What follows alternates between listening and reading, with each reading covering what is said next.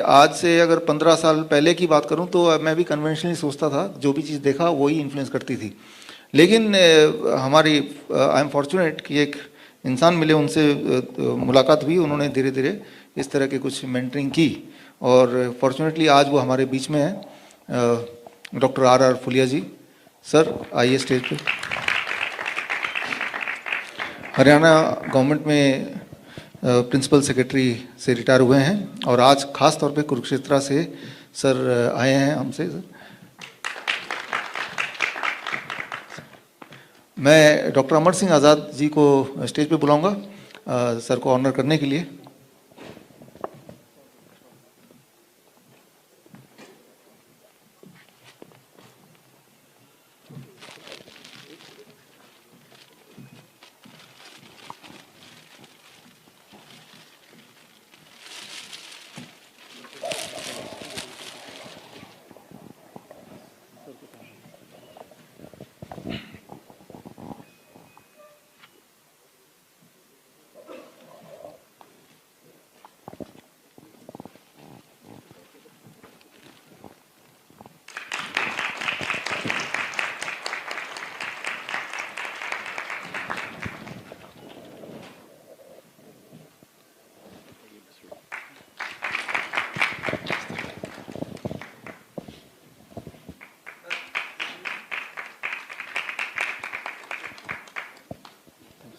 Thank you sir, thank you. Doctor Amar Singh Azad sir, आपको stay back करना है। तो यहाँ पे मैं पॉज करता हूँ और मैं माइक डॉक्टर अमर सिंह आज़ाद जी को देने जा रहा हूँ, क्योंकि अब सर जो बोलेंगे, अगर ऐसा सच हो गया तो वो बहुत ही भयानक होगा, बहुत ही डरावना होगा। और अगर आप चाहते हैं कि ऐसा ना हो तो अगले 10 से 15 मिनट तक आप बहुत ही अटेंटिवली सुने, क्योंकि सुनने के बाद आपको एक्शन लेना है। एक्शन अगर नहीं लिया गया तो मुश्किल में हम तो पढ़ ही सकते हैं, हम और आप, आने वाले जो जनरेशन है वो ज़रूर पढ़ सकते हैं। जहाँ पे मैं ख़त्म कर रहा हूँ, इसी की आगे की कहानी डॉक्टर अमर सिंह आज़ाद, पटियाला से, डबल MD, MBBS MD। और सर आपके लिए। दोस्तों, मैं वैसे तो एलोपैथिक प्रोफेशन में हूँ, डबल दो MDs की हैं मैंने, और जो मैं बातें करता हूँ लोग मुझे अपने प्रोफेशन वाले क्रैंक समझते हैं, नेचुरली है।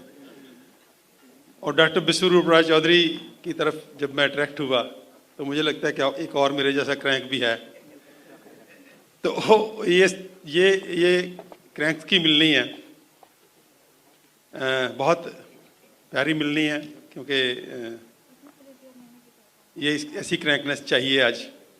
तो डॉक्टर साहब बातें कर रहे थे आज़ादी की बात करने की, तो दूसरा मैं कल ही पंजाबी ट्रिब्यून में पढ़ रहा था कि नेताजी सुभाष चंद्र बोस को पंजाबियों ने ज़्यादा ओन नहीं किया, लेकिन पंजाबियों से उनका बहुत गहरा रिश्ता है, क्योंकि लास्ट में जब वो कोशिश कर रहे थे ब्रिटिश को ओवरथ्रो करने की, और वो जो मॉस्को जा रहे थे, जब रशिया में जाना चाहते थे, क्योंकि रशियन गवर्नमेंट तब इंडिपेंडेंस मूवमेंट्स को सपोर्ट कर रही थी काफ़ी ज़्यादा, और पंजाबीज थे, कीर्ति किसान यूनियन थी जो तब पार्टी थी वहाँ, वो उनको मॉस्को ले जाने की कोशिश कर रही थी, जिसमें वो कामयाब नहीं हुई। अगर वो कामयाब हो जाते तो इंडिया की हिस्ट्री शायद डिफरेंट होती। तो ये जो मिलन है वो बंगालियों का और पंजाबियों का, ये भी बहुत प्रिय है, क्योंकि आज़ादी की मूवमेंट में भी इसका बहुत बड़ा रोल रहा है, क्योंकि शहीद भगत सिंह और उनके साथी और बंगाल के साथी थे, वो मिलकर के बहुत लंबा समय उन्होंने इंडिपेंडेंस के लिए काम किया। तो मुझे बड़ी खुशी है आज आके कि हम इकट्ठे हुए हैं पिछले कुछ वर्षों से। डॉक्टर विश्वरूप राय चौधरी की बातों से पूरी तरह मैं सहमत हूँ। जो भी उन्होंने कहा, ये मैंने पिछले कुछ सालों से अपने पर्सनल प्रैक्टिस में भी इम्प्लीमेंट कर रहा हूँ, और पिछले 1 साल से मैंने बहुत एक्सटेंसिवली कैंपिंग की है इसकी। और अब जब कोरोना में आके कैंपिंग बंद हो गई, जो इकट्ठे होना मना हो गया, तो फिर मैंने एक सेंटर खोल लिया जिसको हम नेचुरल क्योर सेंटर करके, तो अब हम पंजाब में कोशिश कर रहे हैं कि लगभग 20 जगह पे ऐसे सेंटर खुलें ताकि इस डाइट को इतना पॉपुलराइज किया जाए कि, क्योंकि पंजाब की जो सिचुएशन है बहुत ही शायद इंडिया से भी बुरी है। वो एक बहुत बड़ी एक पेनफुल स्थिति है पंजाब में कि वहाँ की फिजिकल हेल्थ, उसमें क्रॉनिक और इनक्योरेबल डिजीज इतनी मैसिव है, वहाँ इतनी एपिडेमिक फॉर्म में है। मेंटल हेल्थ बहुत बुरी दिशा में है। और सबसे जो खतरनाक बात पंजाब में देख रहे हैं हम लोग, इंडिया के बाकी पार्ट्स में भी होगी जरूर, लेकिन मुझे क्योंकि पंजाब का फर्स्ट हैंड एक्सपीरियंस है, वो है रिप्रोडक्टिव हेल्थ।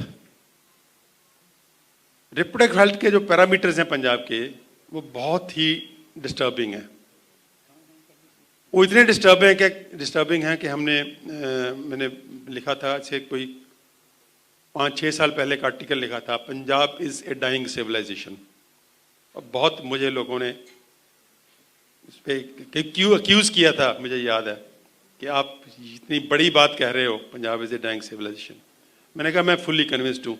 मैं 2 साल इस टाइटल देने से झिझकता रहा कि मैं ये टाइटल ना दूं, लेकिन मेरा अंतरात्मा नहीं मानी, क्योंकि ट्रूथ यही है कि Punjab is a dying civilisation. Punjab का मेरा मतलब जरूरी वो स्ट्रिक्टली पंजाब नहीं, उसका जो ग्रीन रेवोल्यूशन वाला पूरा का पूरा जो फंडा है, वो कहीं जो एग्रोकेमिकल्स आए हैं इतने ज़्यादा है वहाँ कि कोई दुनिया का ऐसा क्षेत्र नहीं है जितने एग्रोकेमिकल्स वहाँ यूज़ हो रहे हैं। उसके जो फिगर्स हैं वो बड़े डिस्टर्बिंग हैं। कोई भी ऐसा मुझे दुनिया में, मैंने चैलेंज किया कि मुझे दुनिया में कोई एक ऐसी पॉकेट दिखा दो जहाँ पे डीएपी फॉस्फेट फर्टिलाइज़र इतनी ज़्यादा यूज़ हो रही हो जितनी पंजाब में होती है। तो ये जो एग्रोकेमिकल्स का जो ग्रीन रेवोल्यूशन लेके आई है, उसने पूरे का पूरा पंजाब की मिट्टी को डिस्ट्रॉय किया। वो टोटल बंजर होने जा रही है, इनफर्टाइल होने जा रही है। पंजाब की पानी को डिस्ट्रॉय किया, वो ख़त्म होने जा रहा है ग्राउंड वाटर, और बहुत ज़्यादा टॉक्सिक है। और तीसरा वहाँ की हेल्थ को डिस्ट्रॉय किया, physical, mental and reproductive health को। तो उसकी डिटेल में शायद जाने का समय नहीं है, लेकिन ये बातें तो अभी मुझे लगता है काफ़ी हो रही हैं। कुछ चीज़ें हैं जो काफ़ी कॉन्शियस हो गए हैं लोग, जैसे पेस्टिसाइड के बारे में अभी तो बहुत एक्सटेंसिव डिमांड आने लगी है कि ऑर्गेनिक फार्मिंग हो और ऑर्गेनिक प्रोडक्ट्स अवेलेबल हों जो जहर मुक्त हों। लेकिन उससे जो अगली फेज़ आने वाली है, जो ये नए कानून आए हैं एग्रीकल्चर के, जिसकी लड़ाई पंजाब लड़ रहा है, और मुझे बहुत फ़ख्र है कि पंजाब ने इस लड़ाई को लीड किया है। क्योंकि ये लड़ाई जो आज पंजाब के किसानों ने लीड दी है, जिसमें ये कोई किसान की लड़ाई नहीं है, ये पूरी की पूरी ह्यूमैनिटी की लड़ाई है, पूरे के पूरे देश की लड़ाई है, और पूरे के पूरे दुनिया की लड़ाई है। क्योंकि जो कुछ किया जा रहा है डेवलपमेंट के नाम पे, वो एक बड़ा अजीबोगरीब माजरा है, जहाँ पे एक नई किस्म की इंस्लेवमेंट, नई किस्म की गुलामी हमारे ऊपर ठोसी जा रही है। और ये खेती कानून उसका एक हिस्सा है, जिसके लिए किसान, बहुत सारे लोग ये शायद मिस्टेकिंगली ये कह रहे हैं कि किसान एडमेंट हैं या गवर्नमेंट एडमेंट है, कुछ गवर्नमेंट को यूज करते हैं, ईगो का मसला। बहुत लोग ईगो का मसला नहीं है ये। अगर ये किसान के ये बिल अगर वापस हो जाते हैं तो कॉरपोरेट इनको फिर दोबारा नहीं ला सकेगा, क्योंकि इनका जो सत्य है वो एक्सपोज हो चुका है। Now the people know the truth कि ये बिल क्यों आए हैं, क्योंकि खेती को पूरे का पूरा देश बेच दिया, एक एक करके संस्थाएं बेच दी हैं, पब्लिक सेक्टर अदारे बेच दिए हैं, जो भी जहां से भी जो भी संस्था लोगों को कुछ दे सकती थी उसको बेच दिया गया है। और अब लास्ट में खेती को बेचने की बारी है, खेती भी बेचने की कोशिश हो रही है। अगर ये कानून वापस हो जाते हैं तो उनको पता है कि दोबारा नहीं आएंगे ये। अगर किसान कोई कंप्रोमाइज करता है इन बिटवीन, तो किसान को पता है कि वो धोखा होगा, ये लोग इमीडिएटली धोखा करेंगे। तो इसलिए ये सिर्फ ईगो का मसला नहीं है, ना ये सिर्फ किसी पर्टिकुलर लीडर का मसला है। इसके पीछे एक बहुत बड़ा तंत्र है कॉरपोरेट का।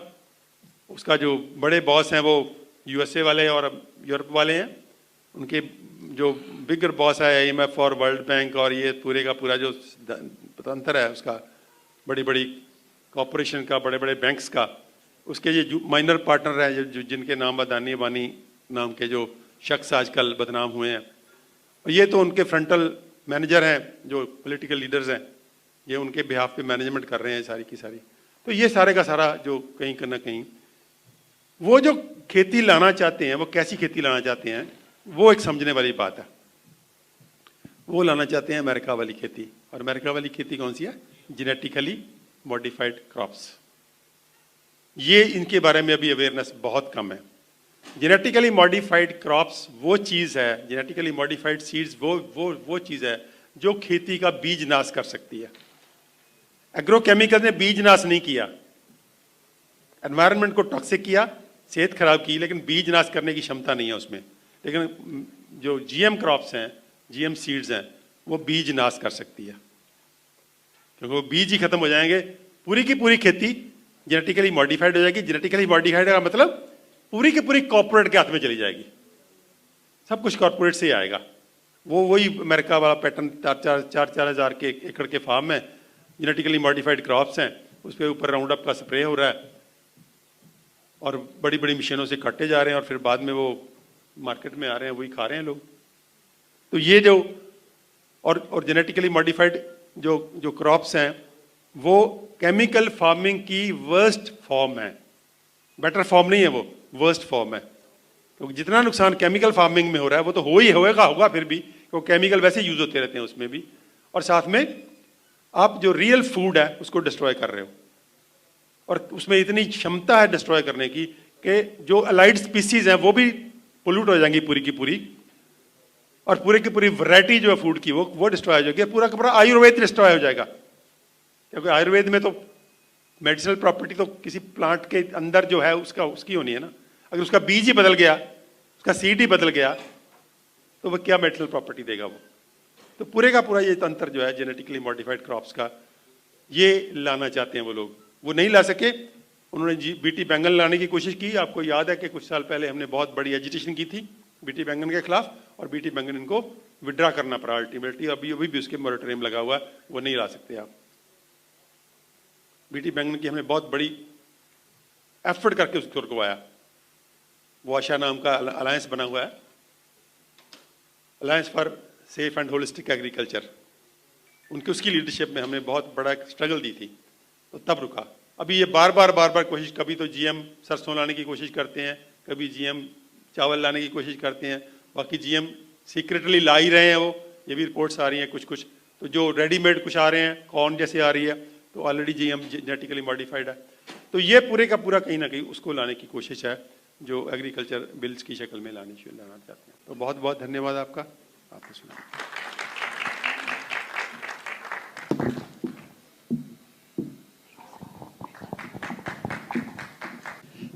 अब यहाँ तक जहाँ तक पहुँचे, अगर आपके दिमाग में किसी के दिमाग में कोई सवाल हो तो आप सवाल पूछ सकते हैं। हम तीनों यहाँ पे हैं। Anybody having any question? मेरे ख्याल से यस।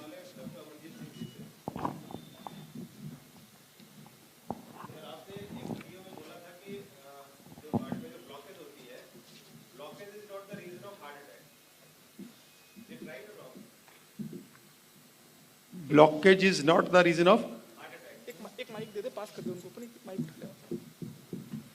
ये तो एग्जैक्टली कहना मेरे ख्याल में मुश्किल होगा कि ब्लॉकेज इज नॉट द, लेकिन ब्लॉकेज जो ब्लॉकेज है नेचुरली, मैंने शायद इस तरह लिखा था, मैंने कहा था कि जो बाईपास है, ब्लॉकेज को बाईपास है, नेचुरल बाईपास है, जो नेचुरल बाईपास अपने आप बन जाता है। Nature has the capacity to build natural bypass.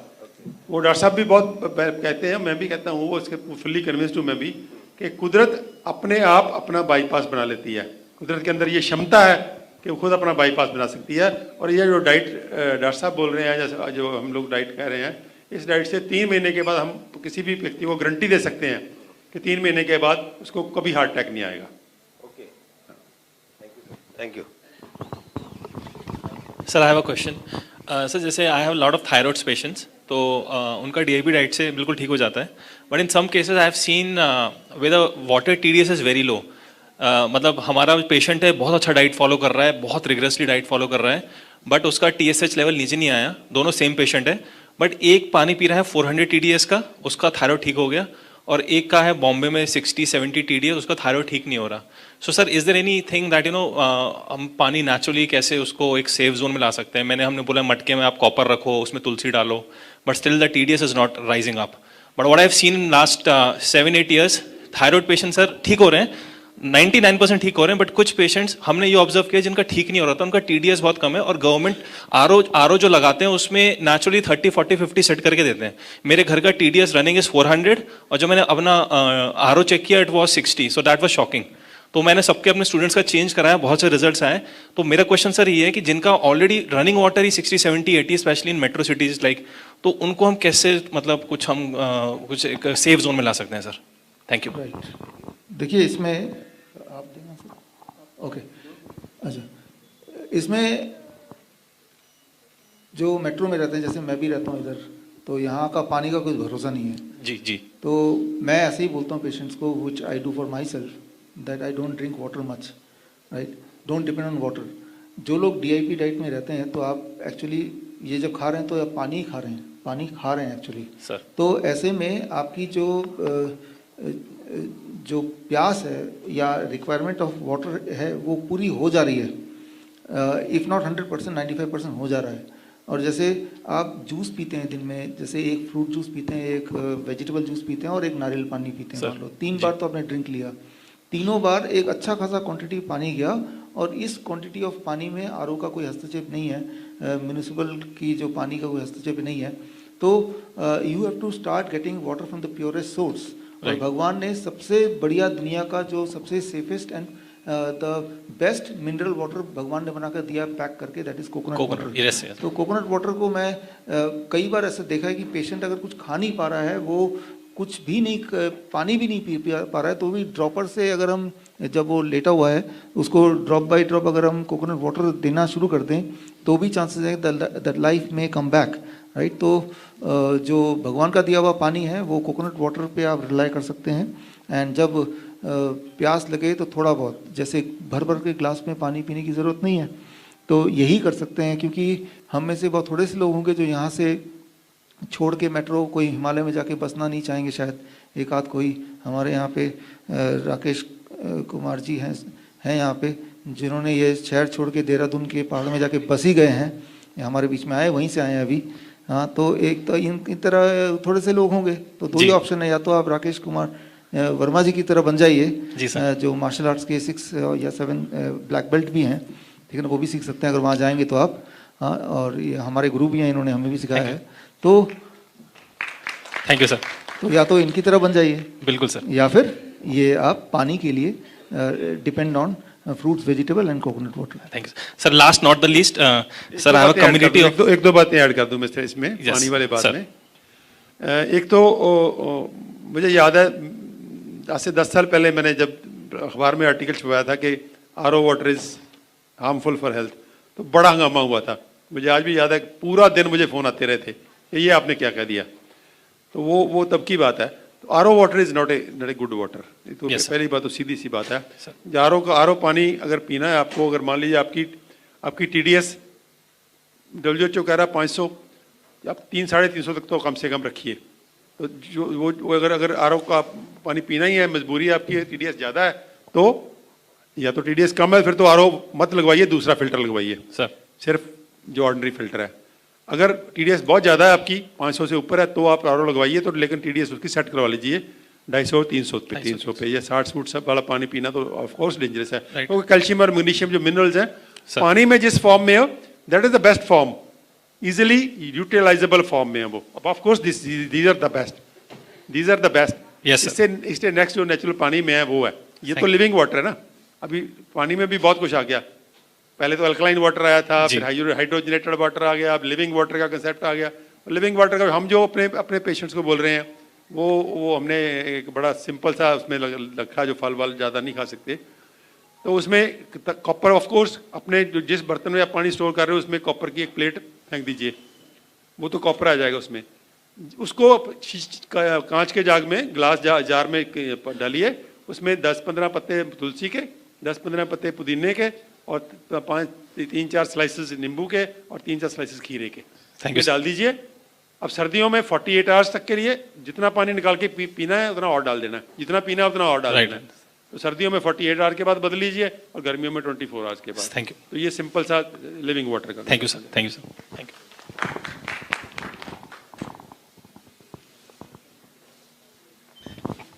Sir मेरा क्वेश्चन ये है कि अगर सिंगल फ्रूट पे चलते हैं, जैसे कि या तो केला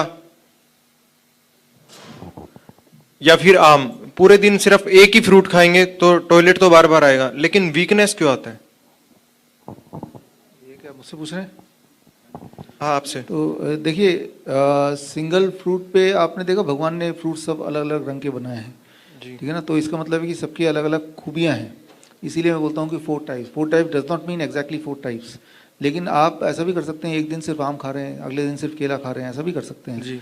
और वीकनेस तभी आती है जब जितनी क्वांटिटी आपकी बॉडी को चाहिए उससे जब कम क्वांटिटी लेते हैं तो वीकनेस आएगी, क्योंकि हम आदित नहीं है फ्रूट्स खाने के और इसमें टाइम कंज्यूम भी होता है।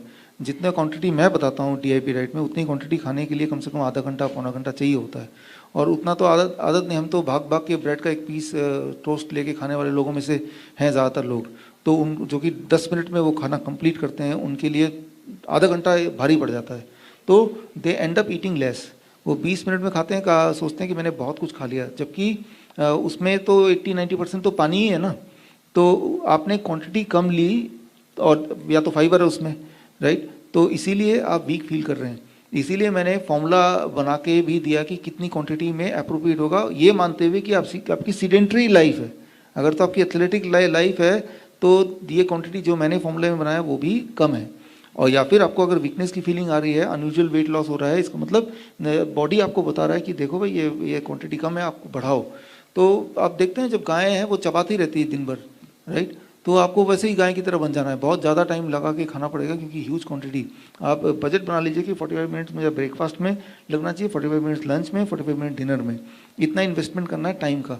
जब इतना अगर आपने खाया लगातार तो लगभग उतना चला गया जितनी की एक्चुअली ज़रूरत है, फिर ये जो वीकनेस है ये नहीं आएगी। हाँ, टॉयलेट कई बार आएगा तो जाइए टॉयलेट, कई बार अगर आता है तो टॉयलेट आना कोई ख़राब बात नहीं है।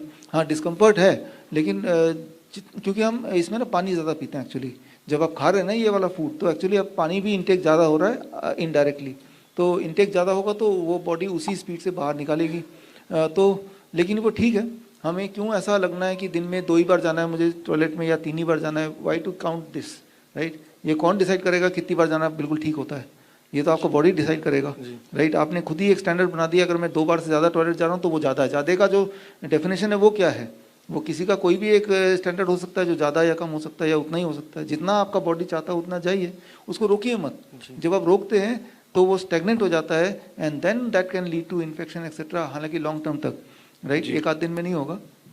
तो ये छोटी सी बात है। Sir second question, can I add something to what you are saying? देखो ऐसा है, आप बैठिए, देखिए इतनी लाइफ फॉर्म्स हैं दुनिया के अंदर, वो किससे जिंदा है? क्या वो माइंड से जिंदा है क्या? एक बकरी जब खाती है अलग अलग तरह की हर्ब्स, वो किस पर जिंदा है? उसको किसी ने पढ़ाया है कि ये हर्ब खानी है या नहीं खानी? इंस्टिंक्ट है, जिसको बॉडी इंटेलिजेंस कहते हैं। बॉडी इंटेलिजेंस सबसे सुपीरियर इंटेलिजेंस है दुनिया की, जिससे माइंड इंटेलिजेंस उसी का हिस्सा है। बॉडी इंटेलिजेंस आपको बता देती है ये चीज मुझे इतनी अच्छी लग रही है, इसके बाद इतना नुकसान कर रही है, ये इसका फायदा हो रहा है, ये मेरा दिल कर रहा है, right? Except for one particular point in medicine, in the medical field, which is suicidal in nature. जैसे शराबी शराब के बिना नहीं रह सकता, राइट? उसके अलावा, या जब आदमी खुद सुसाइड कर लेता है अपनी गन को, अपने, उसके अलावा जितनी भी इंस्टिंक्ट है, जितनी भी इंटेलिजेंस है, वो आपके फेवर में काम कर रही है, उसको यूज कीजिए आप।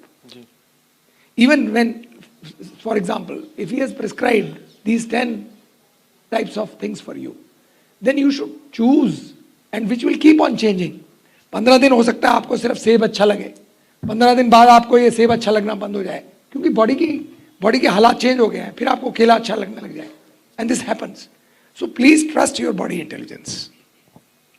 Sir second question, game of life में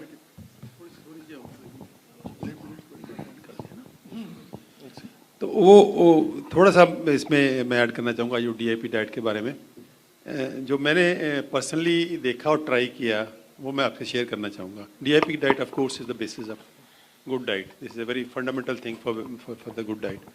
उसके ऊपर हमने मिलेट्स का कॉन्सेप्ट डॉक्टर खादरवली से लिया. Doctor Khadarvali is a wonderful person, wonderful scientist जिसने पिछले 25 सालों में रिसर्च करके 5 मिलेट्स निकाले हैं जो एक वंडर ग्रेन्स हैं. उनमें जो स्टार्च का अरेंजमेंट है स्पायरल है और फाइबर कंटेंट 8 to 12% है और जो न्यूट्रिएंट्स हैं बहुत बैलेंस्ड हैं. अगर प्लेट 2 में अगर मिलेट्स कर देते हैं चावल और गेहूं के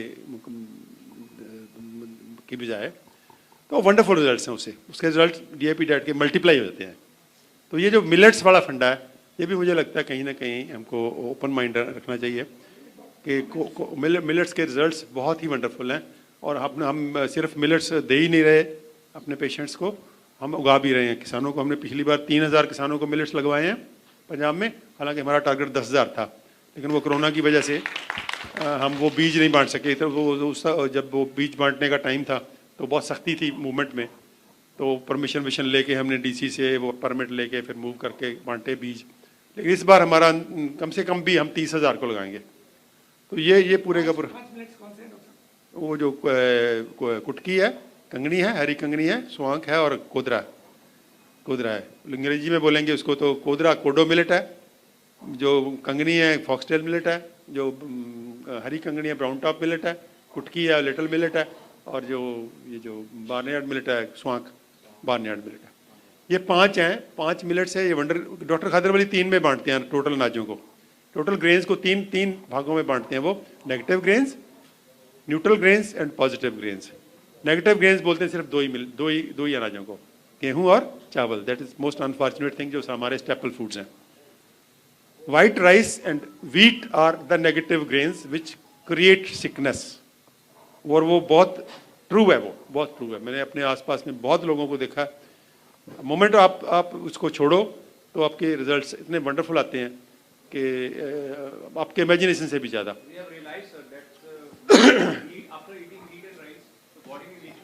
हाँ, सब एंगल से, वो डाइजेस्ट होने के एंगल से, एपिटाइट आपकी फुलफिल करने के एंगल से और रिजल्ट्स के एंगल से और टेस्ट के एंगल से much better taste than white rice. इतने बढ़िया बनते हैं वो कि आप भूल जाओगे राइस खाना. उनको जो जिसको ये कुक करने आ गए, सिर्फ उसकी कुकिंग नहीं, थोड़ा सा तरीका अलग है उसका, लेकिन जो भी उसको कुक करने लगता है वो फिर ना तो गेहूं की तरफ देखता है ना फिर चावल की तरफ देखता है. वो दोनों किसी भी पैरामीटर से वो इन्फीरियर हैं उन 5 के मुकाबले में. तो बाकी न्यूट्रल ग्रेन्स हैं. न्यूट्रल ग्रेन्स में वो आ गई आपकी मक्का आ गया, ज्वार आ गई, रागी आ गई, प्रोजो मिलेट आ गया, आपका वो आ गया तो क्या बोलते हैं उसको, अमरैंथस आ गया, बाजरा आ गया, आपका आ गया आपका वो जो क्या नाम, किनुआ. ये न्यूट्रल मिल का मतलब है जिसका फाइबर कंटेंट लगभग 4% है. व्हाइट राइस का 0.2% है, व्हीट का 1.2% है. ये जो न्यूट्रल मिलेट्स हैं इनका 3 to 4% है और ये जो पॉजिटिव मिलेट्स हैं इनका 8 to 12% है. और उनमें जो स्टार्च का अरेंजमेंट है वो कॉन्सेंट वो है स्पायरल, फाइबर के साथ साथ थोड़ा. तो वो क्या करता है जो डॉक्टर साहब बोलते हैं कि ऐसा फूड खाना है जिससे ग्लूकोज धीरे धीरे स्लोली रिलीज हो, ताकि वो जो 1 चम्मच ब्लड में, डॉक्टर साहब जो बहुत बढ़िया समझाते हैं कि पूरे ब्लड में 1 चम्मच ग्लूकोज का है, वो 1 चम्मच 24 घंटे रहना चाहिए. 1 चम्मच को हमको रिप्लेस करना है, इतने स्लो करना है कि वो 1 चम्मच ही रहे, वो 6 चम्मच ना हो जाए. वो जो 6 से 8 चम्मच हो जाते हैं, जब 10 चम्मच हो जाते हैं फिर वो. तो ये पूरे का पूरा मिलेट्स में इतने बहुत बढ़िया गुण है. तो my request to all the friends is कि इसको हम प्रमोट करें इन प्लेट 2 में. अगर ऑर्डिनरी फूड के बजाय अगर मिलेट्स आएंगे तो वंडरफुल रिजल्ट्स आएंगे. सर दूसरा क्वेश्चन, सांप के काटने पर डीआईपी डाइट के साथ में क्या कुछ एक्स्ट्रा करना चाहिए? डीआईपी डाइट के साथ क्या कुछ एक्स्ट्रा करे, जैसे सांप के काटने पर? सांप काट ले तो जी, सांप काट ले तो इसका तो आंसर नहीं है, कभी मुझे काटा नहीं अभी तक. सर इसका आंसर ये इसके आंसर मैं बताता हूँ आपको.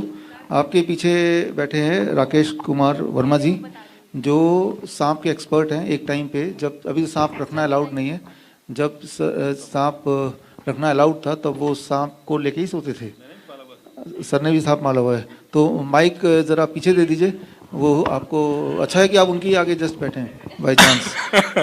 आपको तो बचा ही लेंगे। मैं फर्स्ट एड तो बता सकता हूँ इसके बारे में कि अगर सांप काट जाता है, वैसे ज़्यादातर सांप जो काटता है वो या तो पैरों में काटता है या हाथों में काटता है, क्योंकि अब जब हम चल रहे होते हैं तब वो उसके ऊपर पाँव पड़ जाए, या हम लेटे हैं तो हाथों पे अपने आप को बचाने के लिए हम उसके पर हाथ चलाते हैं।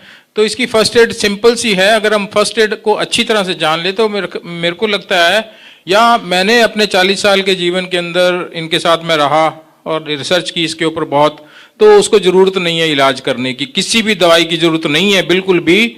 और वो फर्स्ट एड जो है वो आर्मी पर्सन को भी सिखाई जाती है। तो मैं डिफेंस में भी था, लेकिन ये तो मेरा हॉबी थी, मेरी शौक थी। तो फर्स्ट एड इसकी ये है कि जब भी सांप काट जाता है कोई भी, तो ज्यादातर लोग जो है उसकी दहशत से ही मर जाते हैं। 4 तरह के सांप जो है वो जहरीले होते हैं। तो जहरीला सांप जब काट जाता है तो हमें क्या करना चाहिए, स्किन को पकड़ के थोड़ा सा ऊपर उठा के उसमें काट देना चाहिए थोड़ा सा, ताकि ब्लड बाहर आना शुरू हो जाए।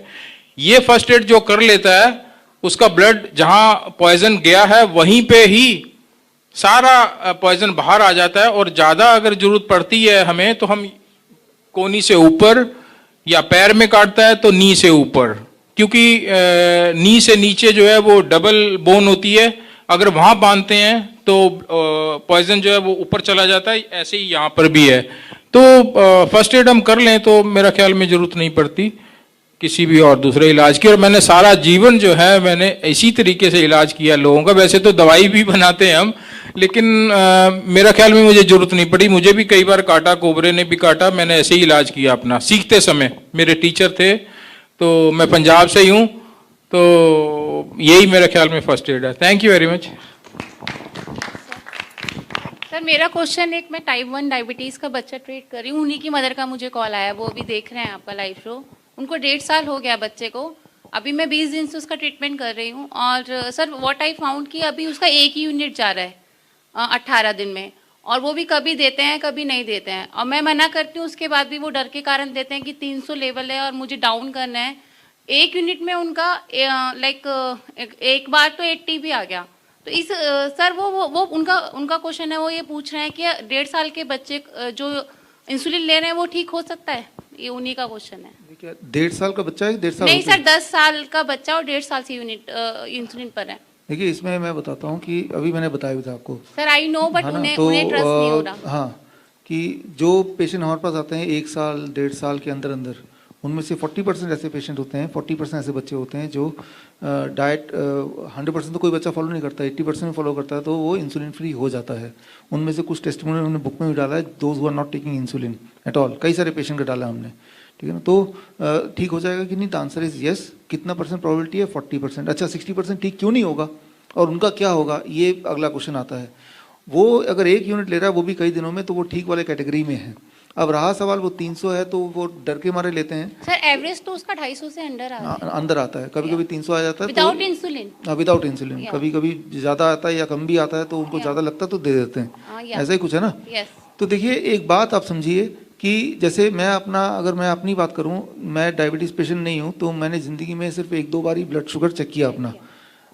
लेकिन जब मैंने चेक किया तो मैंने देखा कि जब मैं स्ट्रेस में होता हूँ, स्ट्रेस की कोई वजह होती है, उस वक्त मेरा भी 300 पहुँच गया था, राइट। एंड ये कुछ साल पहले की बात बता रहा हूँ, मैं 2017 की बात बता रहा हूँ। और ऐसा मैंने अपने पेशेंट में, जिनको मैं कॉन्टिन्यूस ग्लूकोज मॉनिटरिंग पे रखता हूँ जस्ट फॉर फन, कि देखें क्या होता है एक नॉर्मल इंसान को जो हेल्दी है, राइट, जिसको ब्लड शुगर की दिक्कत बिल्कुल नहीं है, उनको मैं कई बार रखता हूँ कॉन्टिन्यूस ग्लूकोज मॉनिटरिंग। यहाँ चिपकाते हैं हम, एक चिप सा होता है, तो उनको भी मैं देखता हूँ और मैं नोटिस करता हूँ कई बार जब वो स्ट्रेसफुल हो जाते हैं पर्टिकुलर सिचुएशन में, उन सबका ब्लड शुगर इंक्लूडिंग मी 300 से ऊपर चला जाता है।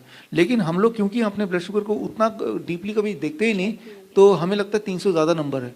लेकिन उस बच्चे का, हमारे एज ए पेरेंट, उनको आदत पड़ गई डीपली कई बार चेक करने की। तो जाहिर सी बात है, जब मेरा ब्लड शुगर 300 से ऊपर जा सकता है, जब सबका जा सकता है, जितने लोगों को मैंने चेक किया, कभी कभी तो उसका भी जा सकता है, लेकिन जब उसका जा सकता है तो पैनिक बटन दब गया कि ये तो पैनिक वाली बात है। अभी आप बता रहे थे सांप के काटने में, सर 1 यूनिट में उनका 80 पहुंच जाता है, जबकि मैं उनको हाँ, मना तो करती हूँ। उसको इंसुलिन की जरूरत नहीं है, उनको नहीं एजुकेशन है। की जरूरत है, उनके Yes. पेरेंट्स की। ये जो आज का भी ये ट्रेनिंग है ना, ये एजुकेशन का एक पार्ट है, ताकि उनके दिमाग में जो भ्रम पैदा कर दिया है जो डॉक्टर्स ने कि भाई आपको अगर 100 से ऊपर हो गया या ब्लड शुगर या 200 से ऊपर हो गया तो ऐसा हो जाएगा, उसी में जाहिर सी बात है पेरेंट है जो उनको सिखाया गया है वो उसी से इन्फ्लुएंस होएंगे। तो इसीलिए हमें ऐसा चाहिए कि ऐसे पेरेंट्स का ग्रुप हमें बनाना चाहिए, ऐसे पेरेंट्स का, ऐसे बच्चों का, ताकि वो आपस में इंटरेक्ट करें और अपने एक दूसरे से सीखें, और ताकि उनको इंसुलिन से बाहर निकलना मुश्किल नहीं है, इंसुलिन के भ्रम से बाहर निकलना, Yes. ब्लड शुगर उससे ठीक करना, बॉडी तो ठीक हो ही जाएगी। Sir, I have cured more than 50 patients of diabetes type 2. I want to add something to what Dr. Saab is saying. देखिए, बॉडी एक रिदम की तरह व्यवहार करती है। जैसे आप सोते हैं, जागते हैं, आपका पैरासिम्पैथेटिक नर्वस सिस्टम काम कर रहा है, जो आपको अंदर से बेसिक एनर्जी दे रहा है, जैसे स्लीप में वो काम करता है, राइट, जब आप रेस्ट करते हैं। सिंपैथेटिक है, जैसे मैं बोल रहा हूँ, मैं उस एनर्जी को यूज कर रहा हूँ, ये सिंपैथेटिक नर्वस सिस्टम है। बॉडी की रिदम में कभी भी रीडिंग्स जो हैं वो एक जैसी नहीं होती, अनलेस अनटिल बॉडी इज, जैसे डॉक्टर साहब ने भी एग्जांपल दिया कि when he is in stress as a defence mechanism, the body will can raise the sugar to 200, 300, right, at that particular time. Similarly even in a patient, the patient is never expected to behave consistent. 80 से लेके 300 तक या 250 तक वो range cyclic range है। ये जब भी कोई क्योरिंग कोई होती है वो एक जैसी नहीं होती। कभी भी पेशेंट्स में एक ये बड़ी प्रॉब्लम है, आप ये चाहते हैं कि हमेशा एक तरह की रीडिंग आए, which is not right. Sir what I found, normally लोग क्या करते हैं, कुछ भी खाते हैं फिर अपना शुगर लेवल चेक करते हैं। व्हाट इज गिफ्ट चार्ज हुआ क्या? कोई टाइम सेट उनका लिमिट नहीं है? नहीं, मेरी बात सुनिए, देखिए बहम, तभी तो लुकमान हकीम के बारे में कहा गया कि बहम का इलाज उनके पास नहीं था। अब ये कोरोना भी तो एक बहम है ना, जिस चीज के लिए लॉकडाउन में आप एक दूसरे से बात नहीं कर सकते, अब हम सारे बैठे, हम सबको मर जाना चाहिए कोरोना से। ये बहम का इलाज तो कोई नहीं है ना दुनिया में। तो बहम is, it's a kind of, ज्योतिष में केतु होता है इसका in charge, you know, if you know ज्योतिष। सर हाई डायबिटीज का एक्चुअली मेन सिम्टम क्या है, प्लीज उसका थोड़ा बताएं, क्योंकि लोगों को बड़ा कंफ्यूजन है इस चीज के लिए। सिम्टम बेसिक हाई नंबर के अलावा और क्या सिम्टम हो देखिए, सकता है? सबसे पहले तो frequent urination, what I saw the first symptom to start with. ठीक है। Body tries to release the excess sugar, जो एक्सेस शुगर है बॉडी उसको रिलीज करके उसको बैलेंस करना चाहता है। एक्सट्रीम वीकनेस होता है, that is second symptom. Weight loss शुरू हो जाता है, specially for the children, right. तो क्योंकि वो शुगर बॉडी में लगी नहीं रहा, तो इस तरह के अनयूजुअल सिम्टम्स होते हैं। वेजाइनल इन्फेक्शन काफ़ी होता है। आप एक एक्सपेरिमेंट कीजिए, जब हम बोलते हैं शुगर की बीमारी तो एक्चुअली वो ग्लूकोज है, राइट। आप ग्लूकोज लेके ग्लूकॉन डी या चीनी लेके आप कहीं ऐसे डालिए तो क्या होगा, थोड़ी देर में चींटियाँ आ जाएंगी ना, राइट। तो ऐसे लोगों के यूरिन से शुगर निकल रहा है, तो यानी कि at any point of time वहाँ बहुत सारा चीनी वहाँ भी है, तो माइक्रो इन्फेक्शन वहाँ पे सराउंड कर लेते हैं, ठीक है ना। तो यूरिनरी ट्रैक इन्फेक्शन जिसे बोल सकते हैं हम, तो क्योंकि उस ट्रैक में इन्फेक्शन जो फूड खाता है, ग्लूकोज खाता है वो भी, तो वो इकट्ठा होना शुरू हो जाता है। सो इसलिए यूटीआई होता ही है, राइट। मेडिसिन देखिए, infection is that it comes in the category of infectious disease. Infectious दो तरह की बीमारी है, लाइफस्टाइल डिजीज, इन्फेक्शियस डिजीज। आपने देखा कि अगर लाइफस्टाइल डिजीज होगा तो इन्फेक्शियस डिजीज अपने आप हो गया, दोनों कनेक्टेड है, हम दोनों को सेपरेट नहीं कर सकते।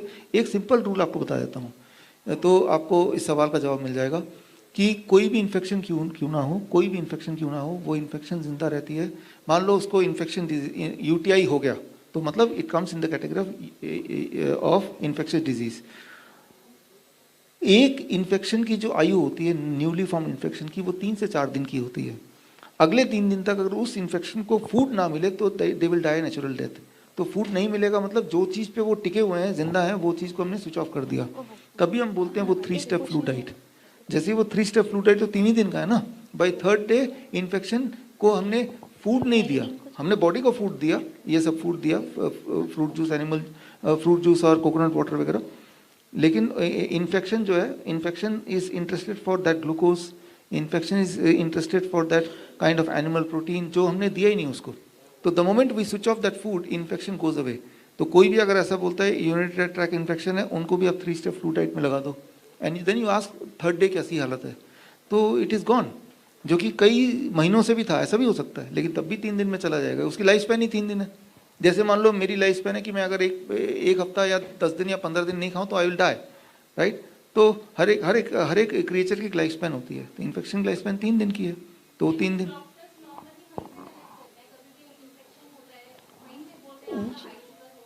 हाँ, तो वो शुगर वहाँ से रिलीज हो रहा है, it is releasing from there. Body का तो आउटलेट वही है एक्सेस शुगर को निकालने का। Hello sir, yes. Deep vein thrombosis, क्या ये डीआईपी से ठीक हो सकता ये है? चीज, डीप वेन थर्मोसिस, इट्स डीवीटी। हाँ, थ्रोम्बोसिस। देखिए इसको समझना होगा, सर आप बोलेंगे। समझना होगा, बैठिए प्लीज।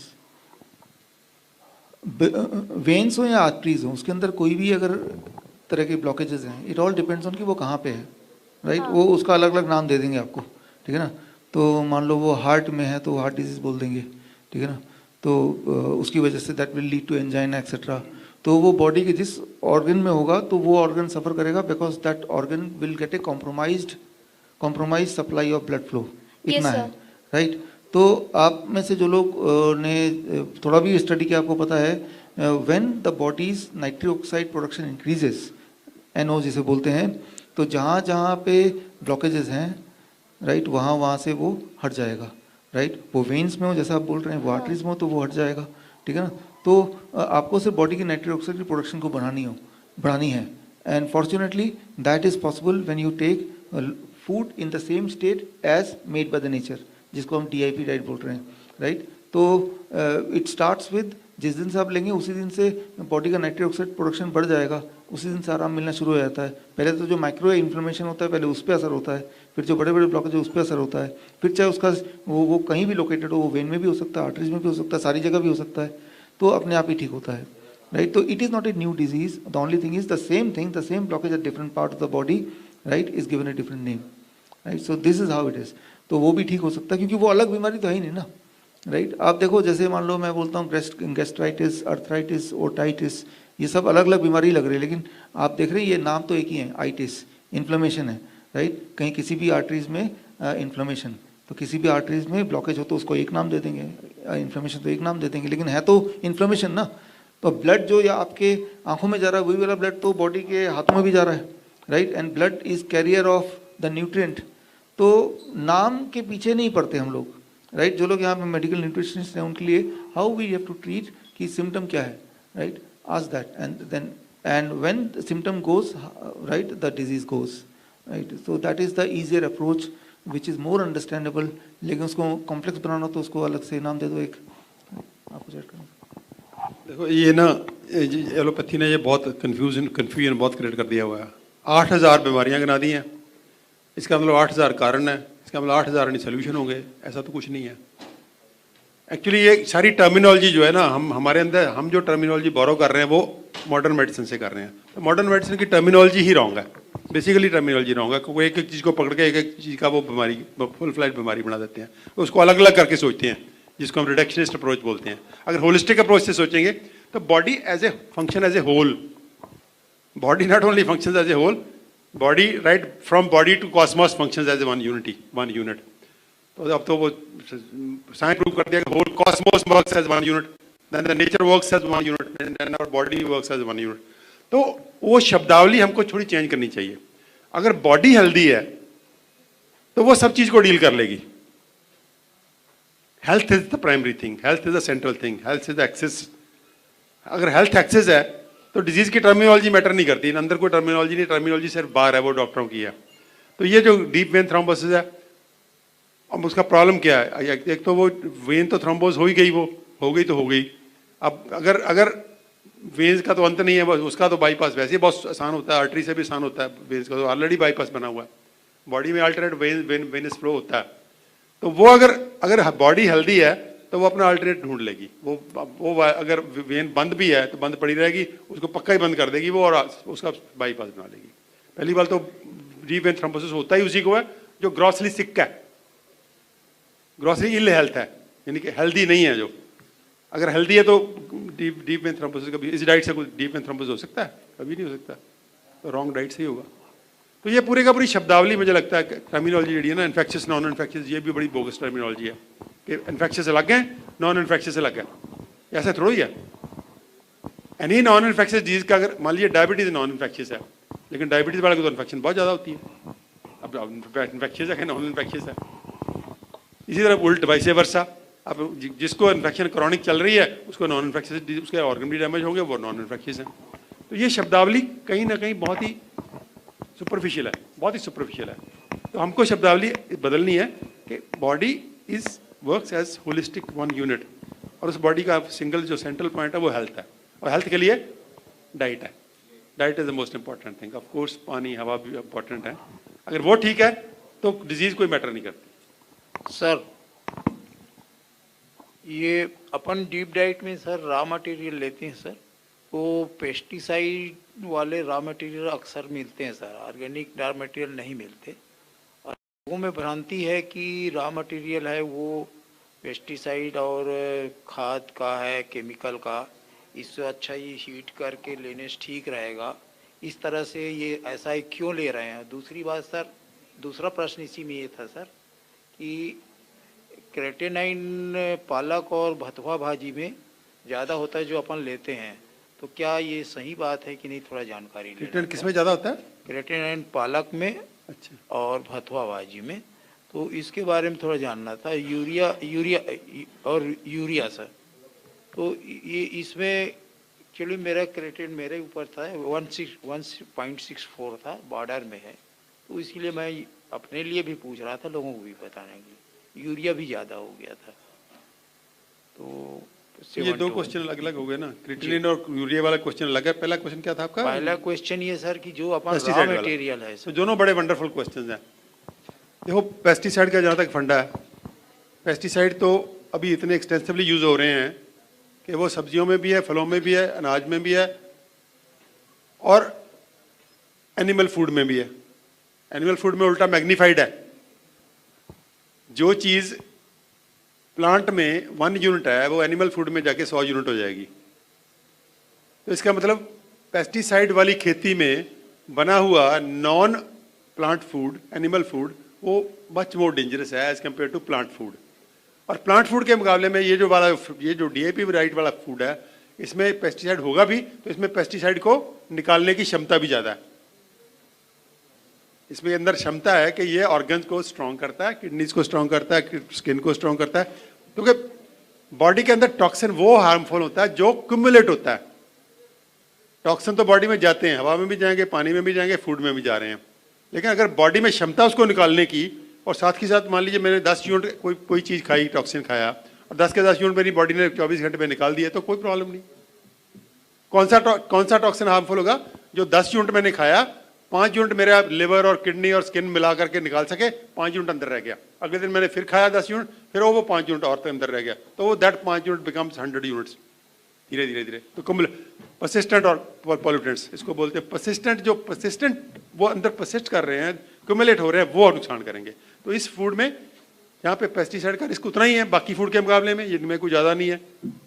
जितना इसमें पेस्टिसाइड है उतना ग्रेन्स में भी होगा, उतना दूध में भी होगा, हर चीज़ में होगा। वो जहाँ पे खेती हो रही है वहाँ पे जो भी चीज़ पैदा होगी उसमें पेस्टिसाइड होगा। हम बढ़िया बात है, ऑर्गेनिक हम लोग करें, ऑर्गेनिक की मूवमेंट को में हम पार्टिसिपेट करें, वंडरफुल है। मेरा सफ़र शुरू वहीं से हुआ था। हम लोग खेती विरासत मिशन में काम करते हैं, पिछले 15 साल से ऑर्गेनिक फार्मिंग करवाते हैं हम लोग। हमारे पास 2000 किसान हैं हमारे साथ, जो साइंटिस्ट जिसको हम बोलते हैं, साइंटिस्ट फार्मर्स, जिन्होंने अपने बलबूते पे अपने फार्म्स को कामयाब किया है। वो 1 एकड़ से लेकर 150 एकड़ तक का फार्म हमारे पास है जो टोटली टॉक्सिन फ्री है। तो ये पूरे का पूरा फंडा कहीं ना कहीं हमको समझना है कि हमको उस मूवमेंट में भी पार्टिसिपेट करना है जो टॉक्सिन फ्री करने वाली मूवमेंट है, लेकिन डाइट यही बेस्ट है क्योंकि इसमें टॉक्सिन है तो टॉक्सिन निकालने वाली क्षमता भी ज़्यादा है। तो इसलिए ये वंडरफुल है। जहाँ तक क्रिटिनिन और यूरिया का सवाल है, क्रिटिनिन और यूरिया की आज तक किसी को समझ नहीं आई कि क्यों बढ़ते हैं। 2 कारण हो सकते हैं इसके। एक तो आप डाइट ज़्यादा खा रहे हो जिसमें क्रिटिनिन और यूरिया प्रोड्यूस करने की क्षमता है ज़्यादा है। दूसरी बात है कि आपकी किडनी कंप्रोमाइज्ड है कि उसने निकालना था लेकिन वो पूरा निकाल नहीं पा रही, इसलिए वो कम्युलेट हो रहे हैं। मेडिकल साइंस अभी धीरे धीरे ये यहाँ पे आ रही है कि आपकी ज़्यादा वो किडनी कॉम्प्रोमाइज्ड है आपकी because of the various reasons. Wrong food है आपका, रॉन्ग लाइफस्टाइल है, पेस्टिसाइड टॉक्सिन ज़्यादा है, आपकी किडनी को डैमेज कर रहे हैं।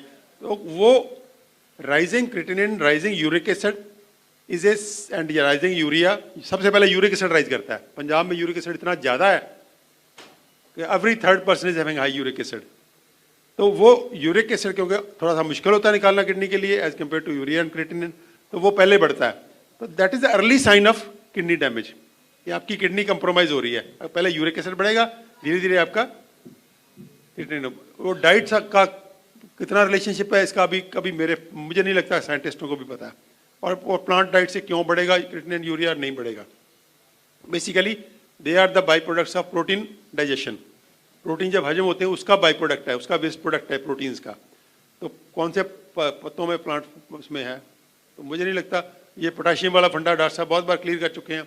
जो किडनी वालों को कहते हैं हाई पोटाशियम फूड मत खाओ, हमने तो देखा कोई पोटाशियम नहीं बढ़ता इनसे।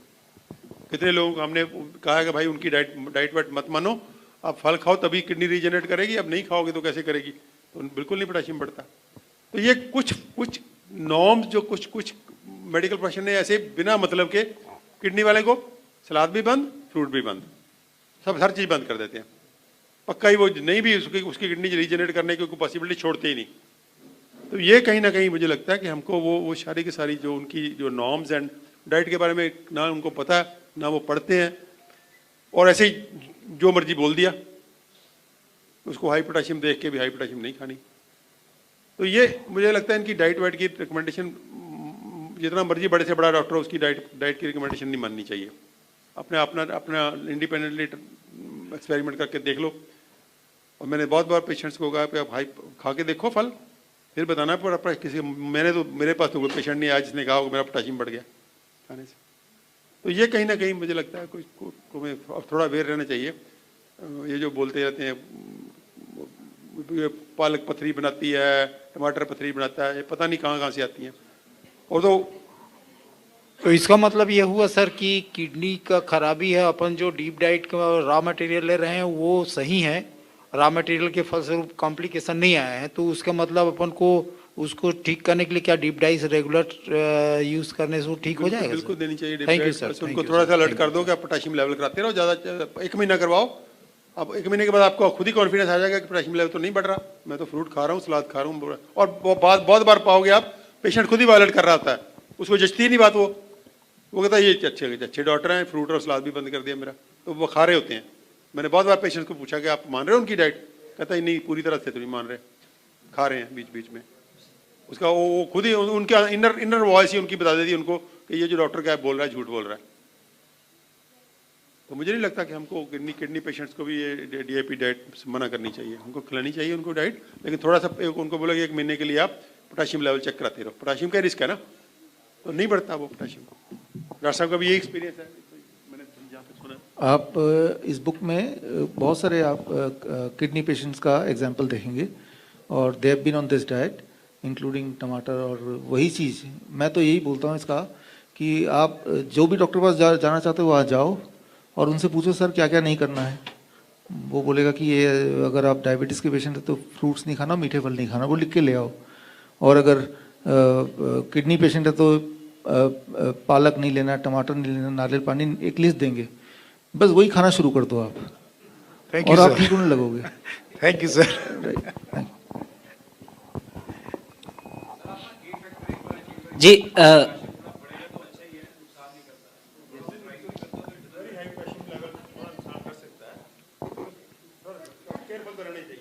जी एक प्रश्न मेरा है कि कुछ लोग भी मुझसे भी जानना चाह रहे, तो मेरे मन में भी था कि जो स्त्रियों को अनवांटेड प्रेगनेंसी हो जाती है, वो उस प्रेगनेंसी को यदि नहीं चाहते हैं तो उन्हें तो या तो पिल्स लेनी पड़ती हैं या ऑपरेशन कराना पड़ता है।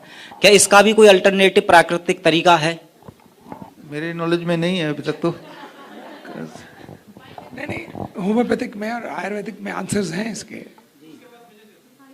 प्रेगनेंसी जब टर्मिनेट हो जाती है और वो हेल्थ वही टर्मिनेट हो जाती है, तो उसका टर्मिनेट करने का तरीका होता है which is not very harmful as certain allopathic medications are. There are alternatives. Single dose right homeopathic की सिंगल मिनट हो जाती है एक ही डोज से। नहीं ऐसे नहीं, it depends upon certain. Homeopathic में कभी भी, होम्योपैथिक में किसी चीज की एक नहीं हुआ करती है दवा। एस्थमा की होम्योपैथिक में 500 दवाइयां हैं, वो एस्थमा के पेशेंट्स की मोडालिटीज पर डिपेंड करता है। आयुर्वेद में भी ऐसे है, त्रिदोष में, इसीलिए वो नब्ज देखकर चेक करते हैं ध्यान से। यूनिवर्सल एक मेडिसिन नहीं, कभी वो गलत है, that is not the right homeopathy. Sir last year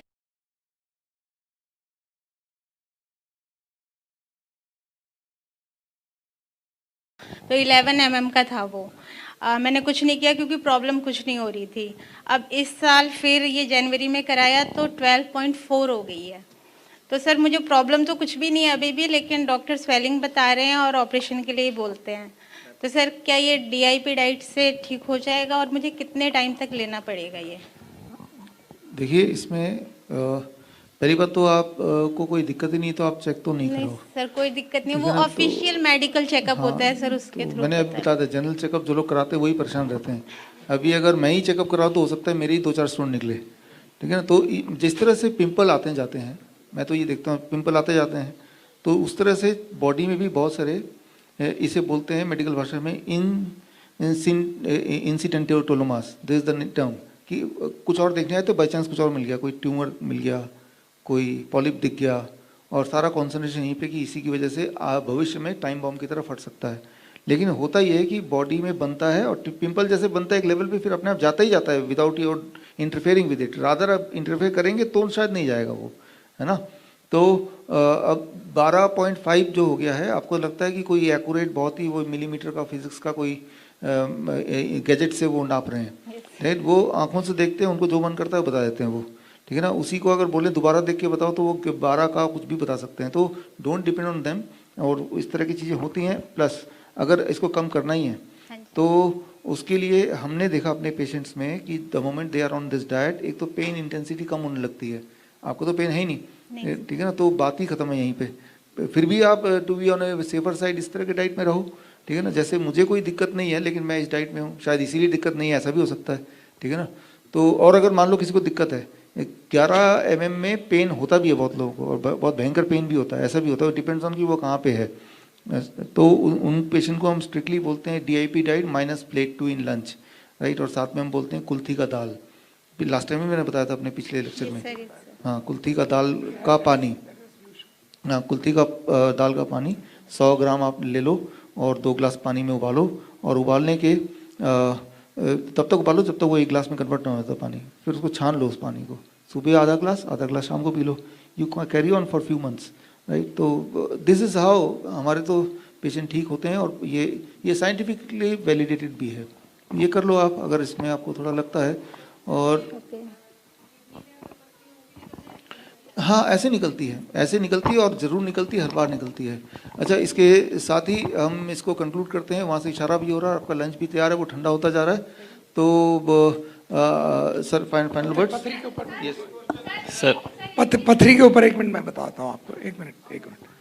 ऐसा है, मेरी वाइफ को पिछले 30 साल से गॉल ब्लैडर की पथरियाँ हैं, 30 साल से, और भरी हुई है उसकी, और कभी खाली हो जाती है, फिर दोबारा आ जाती है। बिकॉज जो आपका बेसिक बाइल जब बनता है, अगर उसकी फॉर्मेशन में कोई कमी हो तब पथरी बनती है। उसकी उसकी फॉर्मेशन ऐसी हो जाती है डिपेंडिंग अपॉन अदर कंडीशंस। मैं आपको बेसिकली ये बताना चाह रहा हूँ, और इमीडिएटली यही एडवाइस करते हैं कि गॉल स्टोन में, क्योंकि आगे जो उसके जो CBT डक्ट होती है वो 4 mm की होती है, वो कहते हैं उसमें अगर फंस गई तो फट जाएगी, and it is a critical situation. So the doctors generally से कि आप गॉल ब्लैडर निकलवा दीजिए। मैंने नहीं निकलवाया पिछले 30 साल से अपनी वाइफ का, and this is despite the painful episodes, जैसे डॉक्टर साहब ने बोला, जहाँ पेनफुल एपिसोड्स नहीं है। क्योंकि पता क्या होता है, जब एक बार आप गॉल ब्लैडर निकलवा देंगी तो वो लीकिंग टैंक की तरह हो जाता है, क्योंकि आपका बाइल ही आपके फैट को बचाता है। जब आप फैट खाते हैं, और fat is necessary for the body, तो एकदम वो जिसके अंदर वो बैग की तरह होता है, वो एकदम यूं करके वो सारा बाइल निकाल के पचा देता है। बॉडी को इंटेलिजेंस होती है कि मैंने फैट खाया है, इंटेस्टाइन में जाते ही पता लग जाता है गॉल ब्लैडर को। और वो निकाल देता है, राइट? तो लेकिन जब आप उसको निकलवा देते हैं तो लिवर तो बनाता रहता है बाइल, लेकिन वो टैंक की तरह लीक करता रहता है, टप टप टप टप टप टप। फिर जब आप 1 चम्मच भी 2 चम्मच भी खाते हैं तो हमेशा के लिए इंडाइजेशन प्रॉब्लम हो जाती है 80% पेशेंट्स में। तो it is not advisable. There are cures, homeopathic में क्योर्स हैं, आयुर्वेदिक में क्योर्स हैं, there number of cures depending upon specific for both gall stones and kidney stones. Homeopathic में बहुत ही, किडनी स्टोन्स तो बहुत ईजी है टैकल करना होम्योपैथी में, गॉल स्टोन थोड़ा मुश्किल है। सर जस्ट सर